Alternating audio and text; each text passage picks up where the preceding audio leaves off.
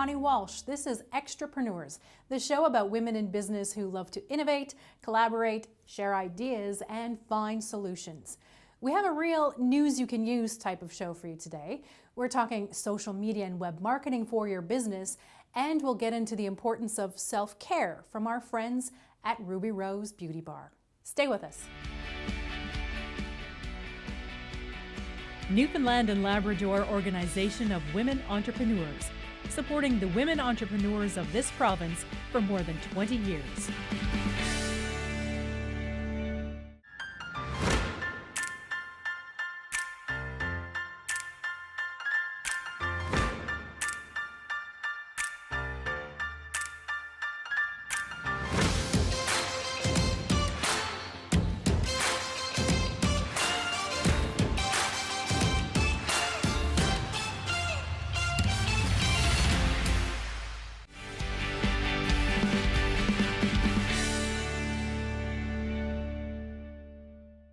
Welcome back. Running a business means taking care of a million things, and one of those most important things, but often neglected, is having an online presence. You need a website. Today I have two guests with me. One is an expert web developer, and the other runs her business entirely from her website. Kathleen Dwyer is the owner of KCD Web Services, and Lisa Gillum is the owner of themusicclassroom.com. Welcome to you both. Thank you so much. Kathleen, I'll start with you. What does a website do for a business? Well, I think at the basic level, it lets people know you're a going concern, number one. And I think you can also start building that trust relationship if people want to do business with you, and you can start that process. How influential is a website in determining sales? If you have a website that's outdated and content is not updated, it can be negatively influence sales because people are going to go someplace else. If you have a place where people can do business right away and can book appointments right away and not have to wait, and you look better than your competition, it can be very positive, I think. Now, Lisa, tell me a little bit about your business and how it's helped you running it entirely online. Well, I develop songs and curriculum materials for primary and elementary music teachers, and my market is a global market. So being online is absolutely critical for me. So when I reach out to teachers, and of course that's important too because they have to be able to find the website to begin with. So when I reached out to them and they find me online, I have to be able to communicate effectively with them immediately what it is I do and how I do it and why I possibly do it better than somebody else and why they should sign up with me. So how has it affected overall how you run your business?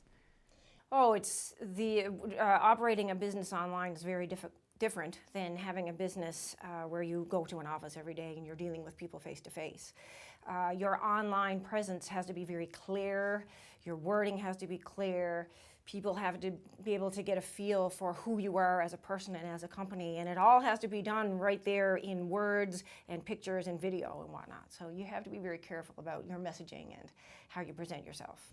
Is it more work than the face-to-face kind of operation? No, I wouldn't say it's more work. It's just very different. Your efforts are placed in different areas, So if you have a business where you are actually meeting people and shaking their hands and talking to them and having a conversation about your business, that's very different than how you are going to communicate with people who you don't actually speak to. There's no, there's no physical presence, there's no body language and no reaction to their questions. So you kind of have to anticipate what kind of questions they're going to have for you and try to answer as many of those for them. We have social media channels. There's many of them. If there's social media and many businesses are accessing those and using that, do you need a website if you have access to all these other resources? For sure. I think social media is a great auxiliary tool to your website, but your branding is limited. You can, there's only so much you can do on Facebook. But I think the most important thing that people don't realize is that you don't own your Facebook page. So your Facebook can decide to change their structure, can decide to shut you down, can do all of that type of stuff. So if you don't own it, it's a big risk, I think, for business. It's great for hobbyists and, that type of thing. But for a legitimate business, I think you need to have a website that works with your social media channels because that's also very valuable. But your core online identity should be through something you own and control, which would be your website. Kathy's making a good point about the changing face of the profiles, because our business pages looked a certain way for, maybe a year or two, and then all of a sudden Facebook could change the actual format of that page. So what the customer looks at can be very different from one month to the next. So I wouldn't recommend relying completely on Facebook, but you wouldn't. I think everybody should have a Facebook page in addition or to some social media channel that works best for them. So do you use social media to direct people to your website or vice versa, or how do you work that? Currently, basically my entire focus right now is social media, trying to drive people to the website, because people don't know who I am, they don't know the company yet. So I have to generate an awareness of my company and my brand. So my job is to find out where my customers are, where they hang out online, and to find the best way to connect with them. So it turns out for me, there's this other site called teacherspayteachers.com, where there are millions of teachers looking on a daily basis for curriculum materials, which is exactly what I develop. So my strategy has been to actually access the teachers through Teachers Pay Teachers, and when they buy my products, they're all branded with the musicclassroom.com. So I've actually made more sales on Teachers Pay Teachers because that's where I've been focusing my attention, because that's where the teachers are. That's where the audience is. Right. And so I will develop my audience there, and then they will only naturally move over to the website and our subscription service because they're getting everything that's branded with the music. So it's a good way to build your brand recognition. I assume over time you'd have to evolve your social media strategy along with your website. That's just good business practice. But say if someone has a website or hasn't even developed a website, where do you start? And how do you evolve? You talked about, you can't have a site that's dated because that'll hurt your business. Yeah. I think the first step is to figure out what you want to accomplish with your site. So whether that's to sell a product or whether it's to share information, being really specific about what do you want to accomplish. And the second thing is, who is it you're talking to? So then as you develop your content, as you develop your website design, as you find your domain name, everything is geared towards those two goals. What about sites like or services like Wix and even WordPress? WordPress is used by a lot of things, but I would assume that you have to have a certain skill set. But these free access sites, are they helpful or not? Oh, I think they're very helpful for people who, like I say, are hobbyists or people who have no budget. But it's a do-it-yourself site, and it will always look like a do-it-yourself site. So if you don't think that your customer, if that's going to matter to your customers, then I think it's a great alternative, But if it's going to matter to your customers, if professionalism matters, if having something that's really polished matters, it's not an alternative. They display ads on there. You can't have a custom domain a lot of times. And once you start moving up to the paid versions of those, they're as expensive as having your own site. So, but I do think there's value for people who just need to get started and want to get up quick and have very low technical knowledge. And Lisa, what advice would you give somebody who wants to run an online business or business entirely from a website? I think if you're running your business entirely from your website, chances are you're selling something online. So you have a reason for being online. I have another website where the website is just simply informational. So that website is going to look very different from my music education curriculum service. So basically what you need to do is you need to look at all of the things that you're delivering to those people, and how are you selling it? Are you going to have a subscription service? Are you going to have a storefront? What are all the tools that you need to make that site function? So I would suggest working with somebody like Kathy to come up with a plan, an overall plan of how you need that site to look eventually. Then look at all the pieces that are required to put that site together, and then start working backwards from there. And which pieces need to be done first, and what tools you need to get it done. Kathy, one final question. I think people, when they think websites and hiring consultants, they think expense. What advice would you give people? Should people think that a website is always expensive? No, I think most people that do what I do have a range of packages and a range of plans, and if you have a budget to say, this is my budget, and I can either direct you or someone else will direct you to where you go, or you just kind of, start off small with less features or less functionality, excuse me, and then build from there.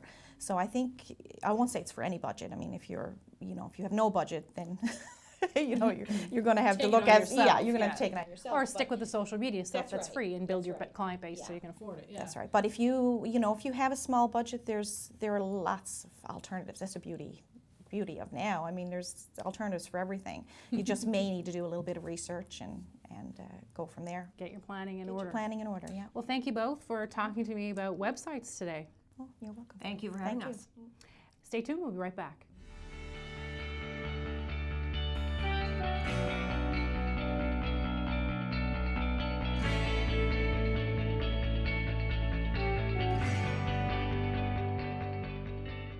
Throughout this season of Extrapreneurs, we're featuring some of the great business leaders in Newfoundland and Labrador.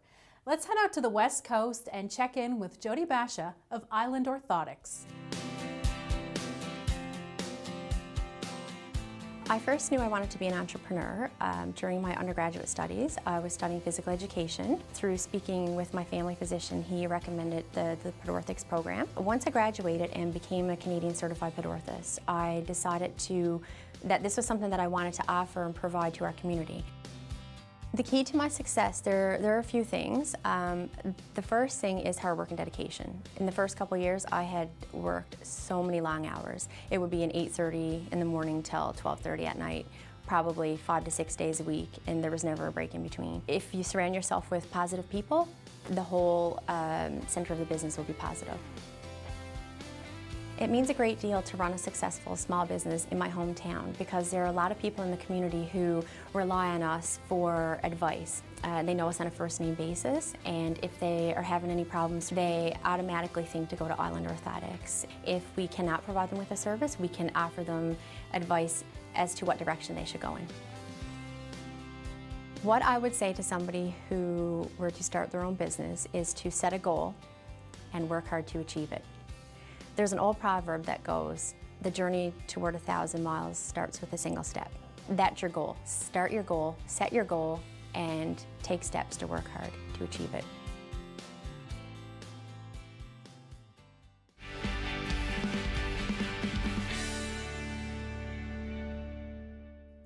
There's no question social media is important to your business. Consumers who want to buy anything, products or services, are looking for online reviews, blogs, photos, and any other content that can tell them more about you. It can be challenging though. Some businesses get it right and others definitely struggle. So where do you need to be online? Krystal Hobbs is the owner of Reflective Marketing and is here with me today. Welcome, Krystal. Thanks for having me. Where do businesses need to be online?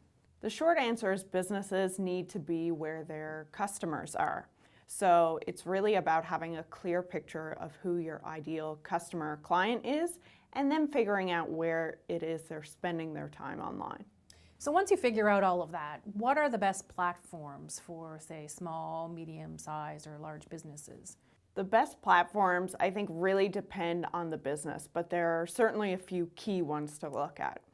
So first, for a lot of us, Facebook is really the most popular platform. It's where people are spending a lot of time online, so it's a great place for businesses and advertisers to be. There's LinkedIn, which is great if you're in a B2B industry.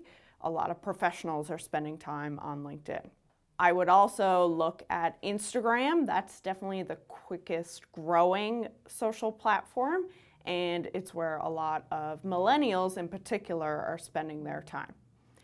And last, there's Twitter. Twitter is great for fast-paced getting your message out there, and especially if you want to connect with influencers and media.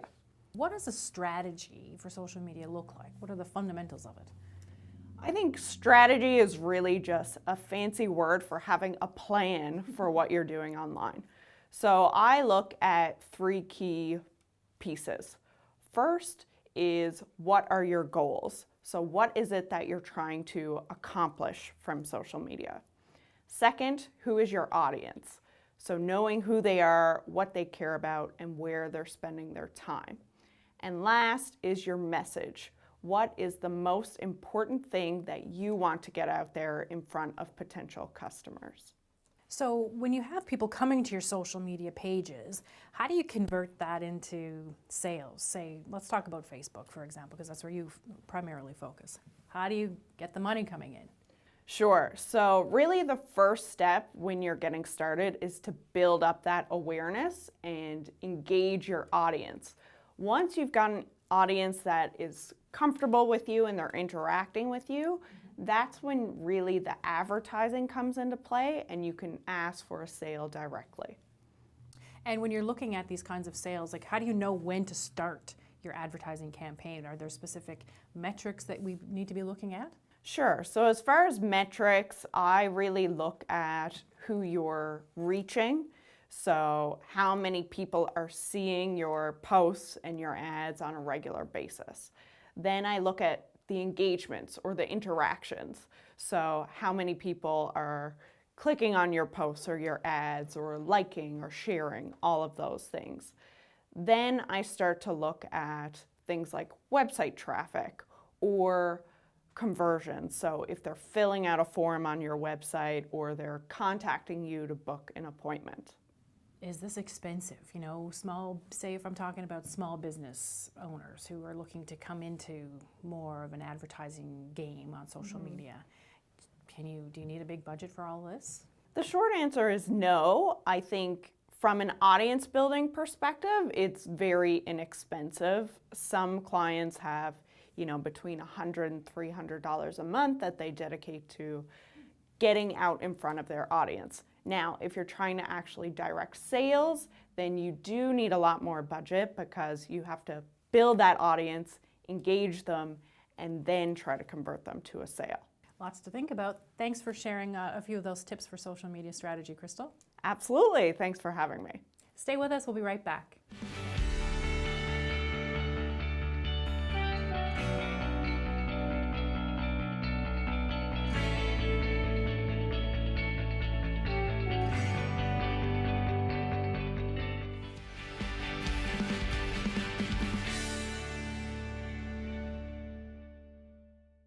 Every entrepreneur faces risk. Usually it's financial, but it can also be about risking your reputation or picking career satisfaction over profit.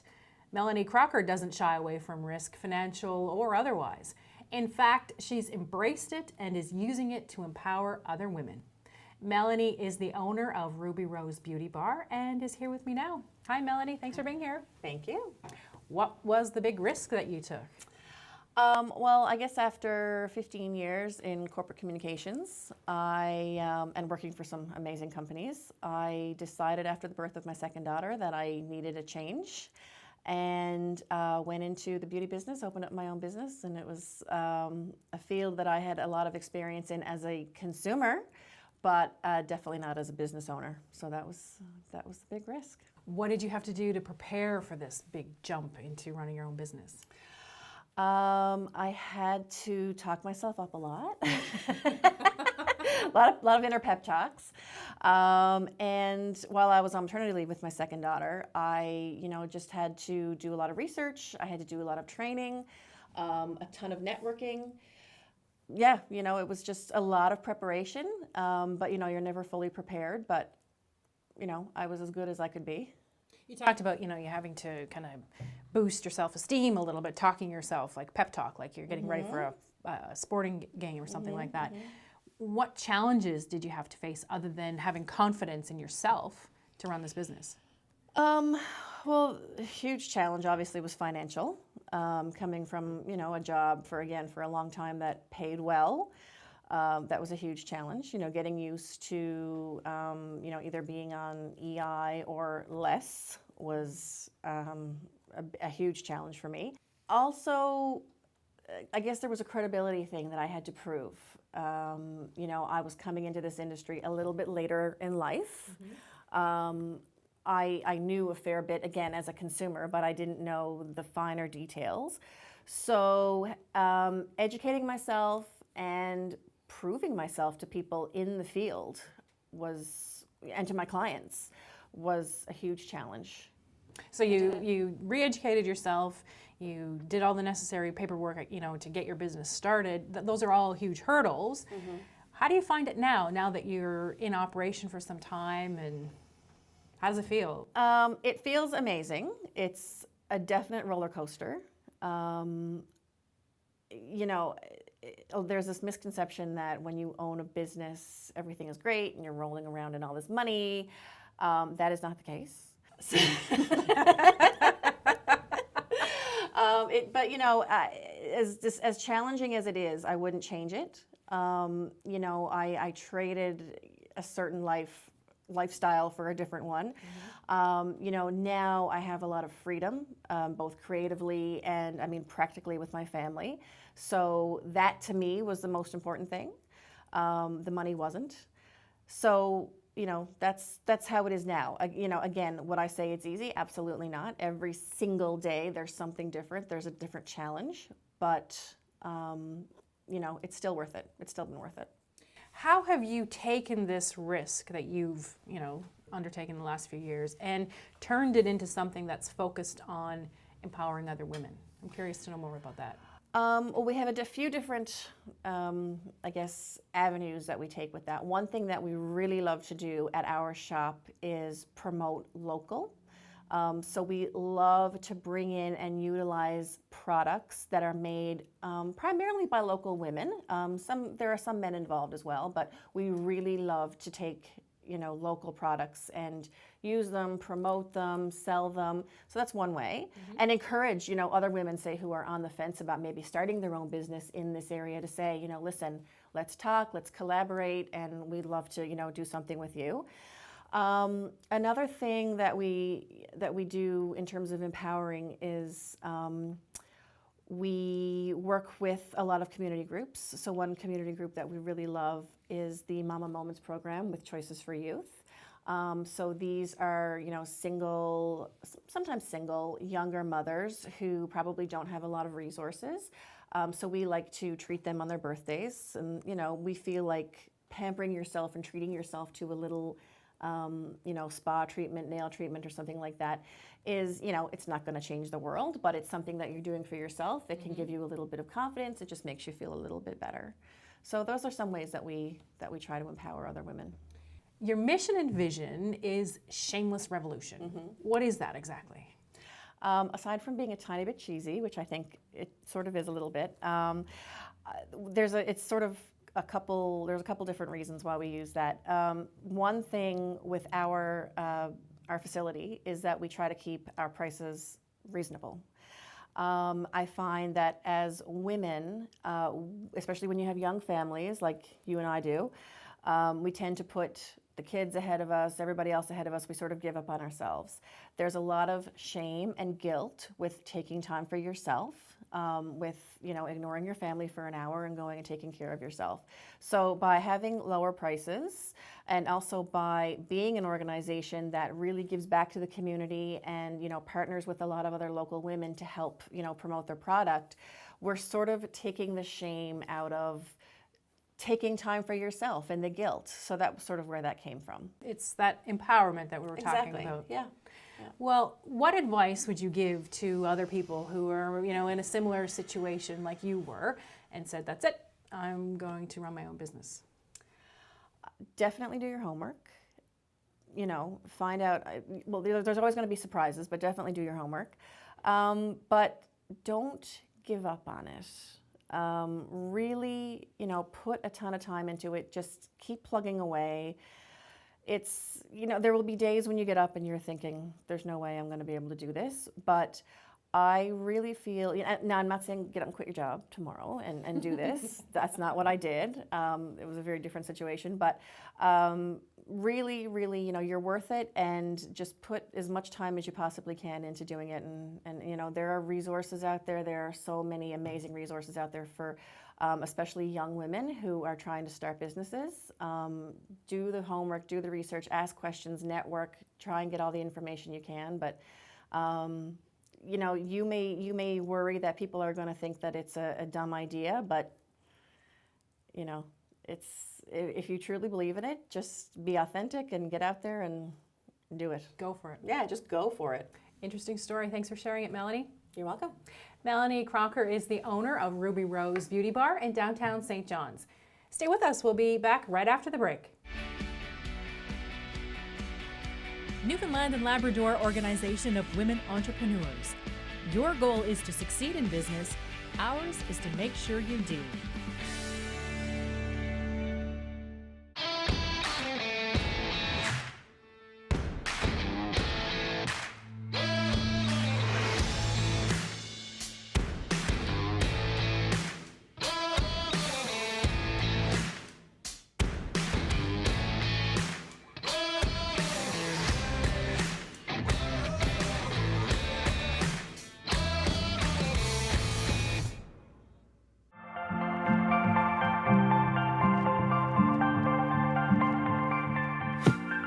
We're inspired by other women entrepreneurs. Watching them be successful helps keep us motivated. I'm really inspired by all the filmmakers who came before me. Myself and Jill do our best to keep the tradition going. Lynn and I both bring different skill sets to the team that we work. We're both very passionate about projects, but we help to complement each other. We started growing our business internationally by mainly attending the festivals and markets that happen every year. We recognized the international potential on relative happiness. We have sold that all over the world and is still selling. And we've worked, just did a documentary that was an international co-production with Ireland and Norway. Doing business in Newfoundland, in Ontario, Quebec, the United States, Australia, Ireland. The world is a smaller place now. We can actually make films wherever you want. Thank you for watching this episode of Extrapreneurs. On our next show, we'll focus on the importance of mental health for entrepreneurs, developing your leadership skills no matter what stage you're at in your career, and we'll learn how Rocket Bakery keeps their brand fresh. Can't wait. Thanks for being here.